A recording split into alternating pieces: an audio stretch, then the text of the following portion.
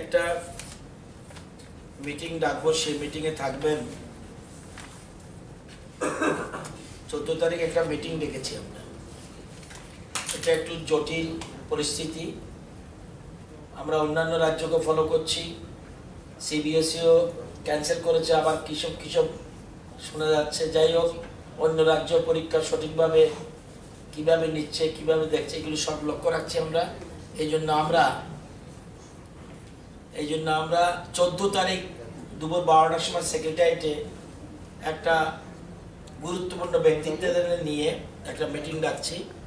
সেই মিটিংয়ে থাকবেন, আমি থাকবো নিজে, এছাড়া প্রাক্তন শিক্ষামন্ত্রী বিধায়ক তপন চক্রবর্তী থাকবেন। সেখানে থাকবেন আমাদের যে Chittaranjan Debbarma, executive member education TDIDC. এছাড়া থাকবেন অরুণোদয় সাহা, থাকবেন মিহির দেব, প্রাক্তন former president TBAC, Ranjit Kumar Debnath, former director school education, NC Sharma, director elementary higher education, এবং professor Shekhar Dutta, Shri Sanjay Roy, former principal BBM college, Ritapal Chowdhury, ex headmistress Maharani Tulsibati girls school, Rajesh Debbarma, headmaster UK academy, secretary education Tripura government, chief executive officer TDIDC, director health services, doctor Dipanwita Chakraborty, principal MBB college, doctor Nabanita Banik, psychologist, মনোবিদ রাখা হয়েছে এখানে। তারপরে সঞ্জীব দেব, eminent journalist, এবং ত্রিপুরা বোর্ডের যিনি president এবং secretary ধরো দুজন থাকবে। সেখানে বসে এটা কি করা কি না করা ডিটেলস আমরা আলোচনা করব, করে তারপরে 14 তারিখ আমরা ঠিক করেছি ডেটে বসবো, তারপরে ঠিক হবে।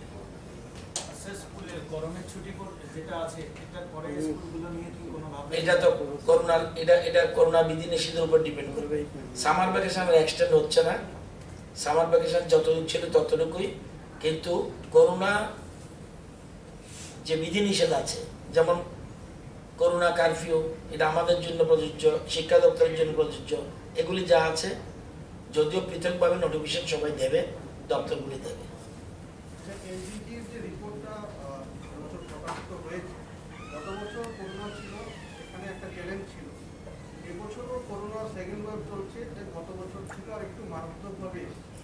রাজ্য সরকার এই পরিস্থিতিতে আগামী বছর পর্যন্ত এই রিপোর্টটাকে একই জায়গায় রাখা বা তার থেকে আরেকটু উপরে নিয়ে যাওয়া কি পরিকল্পনা? আমরা এটাকে চ্যালেঞ্জ হিসেবে নিচ্ছি। আমরা জানেন গতবার নম্বর কত ছিল, টোটাল নম্বরটাও বলে দিই, আমরা বুঝতে পারবেন। টোটাল যদি আমরা দেখি টোটাল নাম্বার 1500, যদি 1500 নম্বর দেখি, 1500-র মধ্যে গতবার আমরা পেয়েছিলাম 865, এবার 1500-র মধ্যে পেয়েছি 982। আমার বিশ্বাস এডুকেশন থেকে আরম্ভ করে বিভিন্ন ক্ষেত্রে পরিসংখ্যানে কিছু থাকতে পারে, যেমন একটা জিনিস আছে ড্রিঙ্কিং ওয়াটার ফেসিলিটিস, পরিকাঠামো উন্নয়ন, বা teacher ratio, student teacher ratio, বা ড্রিঙ্কিং ওয়াটার এবং ইলেকট্রিফিকেশন আছে কিনা এসব ব্যাপারে। এগুলি আমরা গতকালও 85টা স্কুলে নতুন করে আমরা ইলেকট্রিফিকেশনের জন্য ব্যবস্থা করেছি। এসব পয়েন্ট কিন্তু পরিকাঠামো এটা থাকবে। আমাদের দৃঢ় বিশ্বাস এই পয়েন্ট ধরে রাখা নয়, আমরা আগামী বছর টপ 5-এ অন্তত যাব, এটা আমার বিশ্বাস। টপ 5-এ এবার আমরা টপ 5-এ যেতে পারিনি, কিন্তু আমরা ফ্রন্ট রানার হয়েছি, কিন্তু টপ 5-এ যাব, এটা আমার বিশ্বাস। এই সব কিছু করোনা থাকার পরেও, আর করোনা থাকবে বলে আমি মনে করি না আমরা এটা জিতবো। সুতরাং করোনা থাকবে না, করোনা জিতবো আমরা, করোনাকে আমরা হারাবোই। সুতরাং এটা আমরা বলতে পারি যে হারিয়ে আমরা অন্তত টপ 5-এ যাওয়ার জন্য আমরা প্রচেষ্টা থাকবে। কিন্তু ভিশন 2030 যেটা, সেটা আমরা বলতে পারি আমরা অ্যাচিভার হব। এখন ভারতবর্ষে কোনো স্টেট অ্যাচিভার হয়নি, আমরা অ্যাচিভার হব, এবং আগামী বছরের মধ্যে আমরা টপ 5-এ যাব। ভ্যাকসিন এই মাস 9 তারিখে 18 থেকে 44 যেটা এই ভ্যাকসিন 9 তারিখে আসার কথা রয়েছে। আজকে 4 তারিখ, আর 5 দিনের মধ্যে আসবে বলে আমাদের বিশ্বাস। স্যার, আগরতলা শহরে বৃদ্ধি পাওয়াটাকে আপনারা গুরুত্ব দিয়ে কি এই 5 তারিখটা 10 তারিখে এক্সটেন্ড করেছেন? না না, এটা টোটাল স্টেটকে, এই জন্য এটা না। আগরতলা যেটা বলছেন এটা কমেছে, কত ছিল 24.71, 22.82, 20.88, 22.29 এরকম এখন এসে এখন বেশি, কিন্তু ওটার থেকে কমেছে 14.50। এই জন্যই তো 12টা থেকে 2টো একটু শিথিল করা হলো। সব কিছুর সাথে একটার সাথে একটা, আগে যেটা ছিল আগরতলা সে জায়গাতে নেই, সে জায়গা থেকে কমে এসছে, এই জন্যই স্লাইটলি শিথিল করা হয়েছে। কিন্তু এর মানে এই নয় আমরা যথেচ্ছাচারে বেরোবো, এরকম না। তবু আমরা সতর্ক সচেতন সবাই থাকতে হবে। একজন প্রয়াত হয়েছে, তাদের যে অভিযোগ তার জন্য শিক্ষা দপ্তর দায়ী, এই বিষয়ে আপনার কি প্রতিক্রিয়া? এটা তো বহুদিন বলা হয়েছে, এটা বলার কিছু না। কেউ না কেউ তো দায়ী হবেই, এই বিষয় নিয়ে আপনার শিক্ষামন্ত্রী হিসেবে কি প্রতিক্রিয়া? কেউ না কেউ দায়ী হবে। আমি দায়ী না প্রাক্তন শিক্ষামন্ত্রী দায়ী নাকি প্রাক্তন সরকার দায়ী, এটা নিয়ে বহু আলোচনা হয়েছে। আর নতুন করে এটা নিয়ে আজকে যেটা বলেছি এটাকে বরঞ্চ সুন্দর করে টোটাল সবাই মিলে সহযোগিতা করুন। ওইটা দায়ী কে এটার জন্য প্রশ্ন না, তাদের কিভাবে দায়ীকে এটা খোঁজ নিয়ে লাভ নেই। এখন অনেক দিন হয়ে গেছে, এখন আমরা চেষ্টা করছি তাদেরকে কিভাবে অ্যাবজর্ব করা যায়।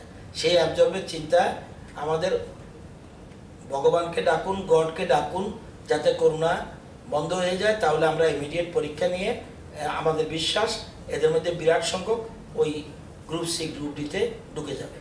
একটা কোয়েশ্চেন ছিল আমার, আজকে দেখা গেছে বিরোধী দলের একজন সদস্য আজকে আমতলী থানা থেকে ছিলেন, সামান করা হয়েছে, জিজ্ঞেস হয়েছিল। উনি বললেন সাংবাদিকদের সাথে কথা বলতে গিয়ে যে ওনাকে হ্যারাস করা হচ্ছে, ওনার দলের কিছু রাজনৈতিক লিডারদেরকে, সিলেক্টিভ লিডারদের এগেনস্টে এফআইআর করে তাদেরকে হ্যারাস করার চেষ্টা হচ্ছে, এবং সরকার যারা ক্রাইম করার চেষ্টা করছে, ভায়োলেন্স করার চেষ্টা করছে তাদেরকে প্রশ্রয় দিচ্ছে।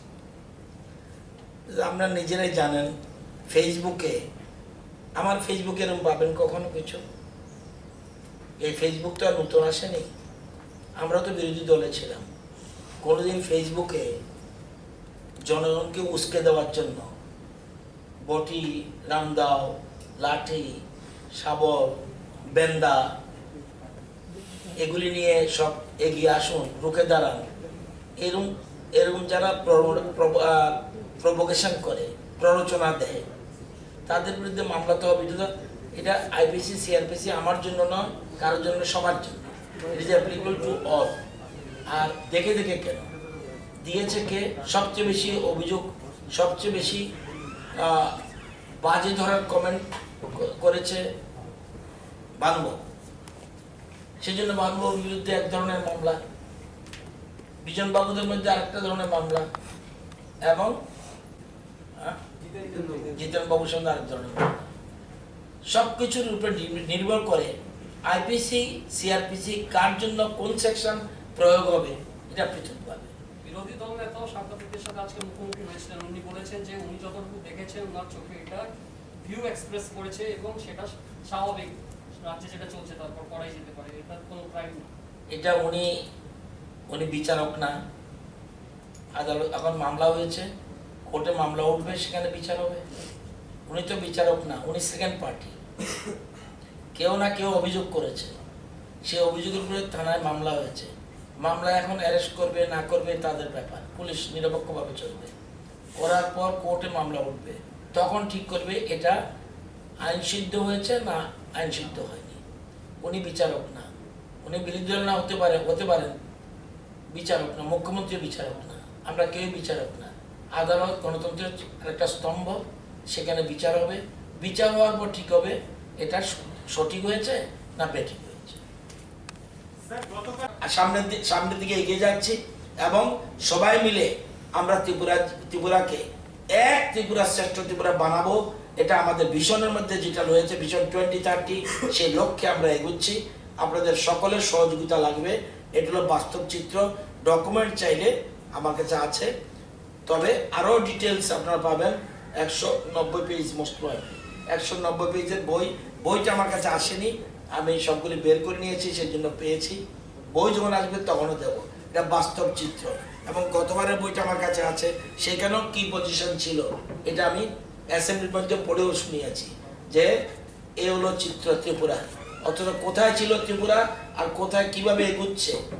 শুধুমাত্র আমার ডেভেলপমেন্ট মানে একটা রাস্তা করে দিলাম, এটাই ডেভেলপমেন্ট না। ডেভেলপমেন্ট মানে অনেক কিছু, না কেউ মরে যাচ্ছে কিনা, ইট ইজ ইম্পর্টেন্ট। প্রথমে রেখেছে দারিদ্রতা দূরীকরণ, সেকেন্ড রেখেছে ক্ষুধা নিবৃত্তি। এই যে জিনিসগুলি অত্যন্ত ইম্পর্টেন্ট। তো এই দিশাকে সামনে রেখে আমাদের সরকার চলছে, এবং লেটেস্ট যে নীতি আয়োগের যে রিপোর্ট, সেই রিপোর্ট আমরা এতেই খুশি নয়, কিন্তু আমরা জানি, কারণ অনেকগুলি প্যারামিটার যুক্ত হয়নি বলে আমাদের বিশ্বাস। যাই হোক, আরও আগামী দিনে এটাকে সামনে রেখেই চ্যালেঞ্জ সামনে আমাদের রাখতে হবে। কারণ আমাদের সামনে আমরা টোটাল নম্বর যদি বলি, যদি আমাদের রাজ্যের টোটাল নম্বর হলো, এ দেখবেন এটা ম্যাপ, হলুদ হলো পারফর্মার, সবুজ হলো ফ্রন্ট রানার। ওই দেখো ত্রিপুরা ফ্রন্ট রানার।